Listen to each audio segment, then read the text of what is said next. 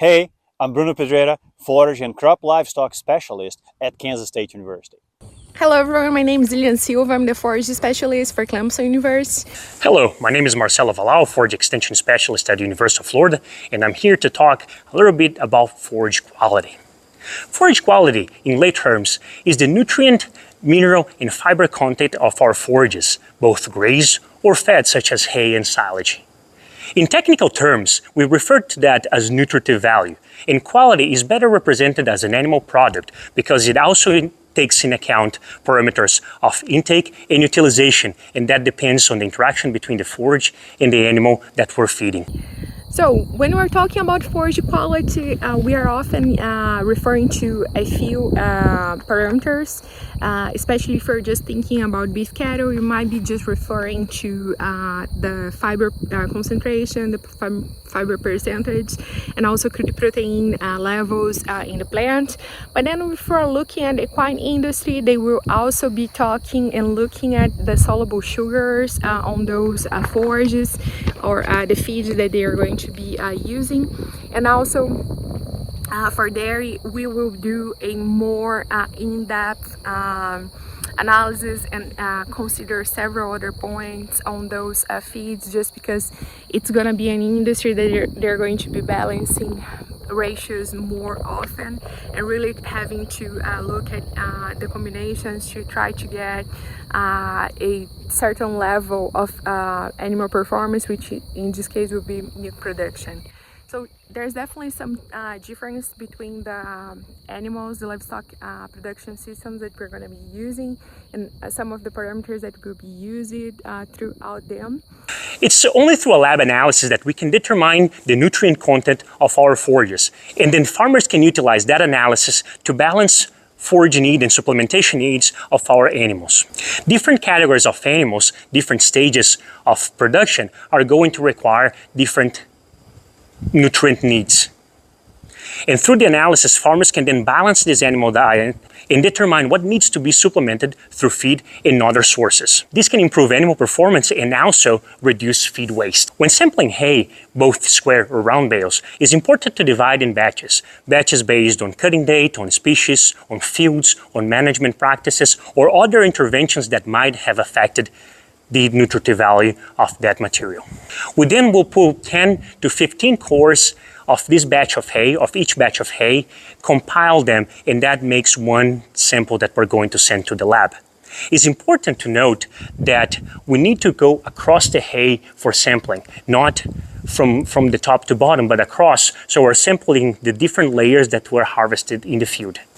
Sampling pastures to determine nutritive value is a little tricky because the nutrient content of our pastures can change rapidly based on the forage species, on the management, on the maturity, and also on the season of the year. When sampling pastures, we take hand-plucked samples, cut or plucked to the height the animals are grazing, because that's the better representation of the forage that the animals are actually consuming. Hey, so when we're talking about forage quality, we definitely need to address the management practices and the impact that those management practices will have on the forage quality. So just for some context, I'm here on a Bermuda grass field.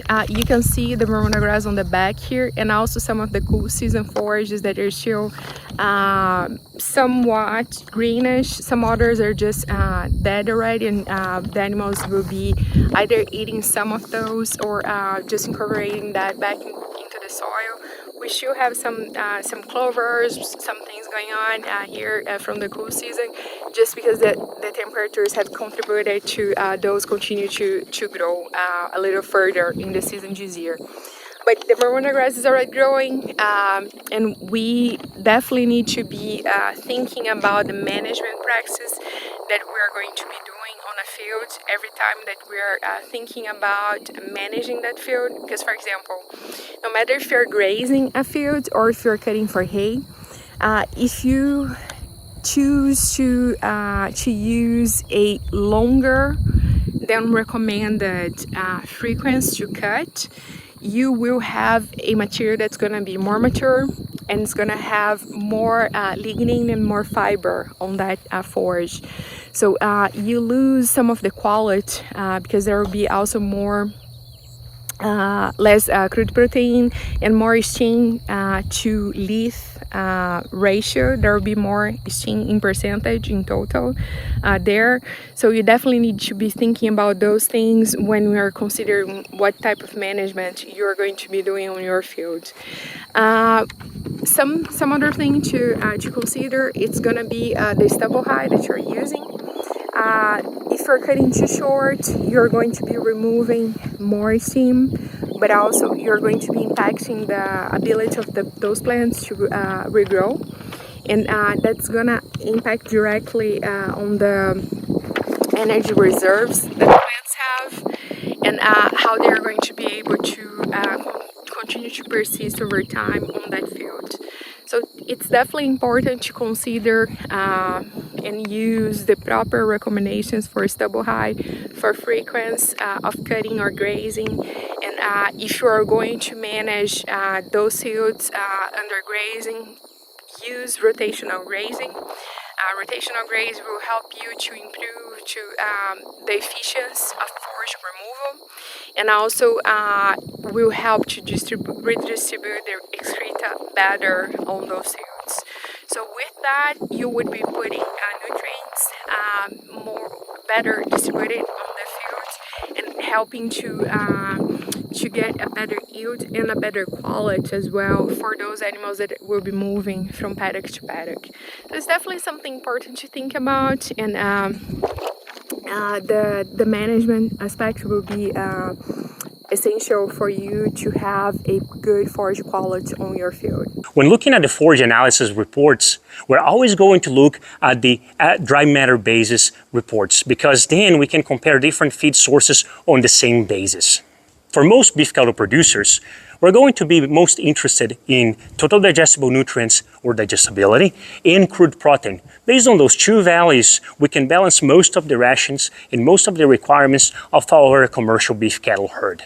When we go in the dairy side, farmers are getting much more detail, because small changes in fiber digestibility, in fiber content, and other nutrients is going to represent a huge impact in the milk tank. It's always interesting to go over all the parameters whenever you get your analysis report, and also compare the different management practices that you may have applied in your hay field or in your pasture, and how those practices have affected the nutritive value of your hay. This way, you can fine-tune your animal diet needs and achieve better production results.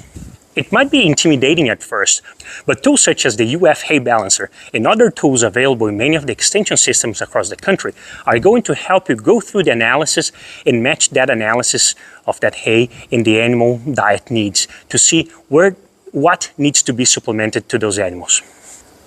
Contact your local extension agent and ask for assistance to pulling samples and interpret those results. This can help you improve a lot your operation and reduce cost of production. And remember, test it, don't guess it.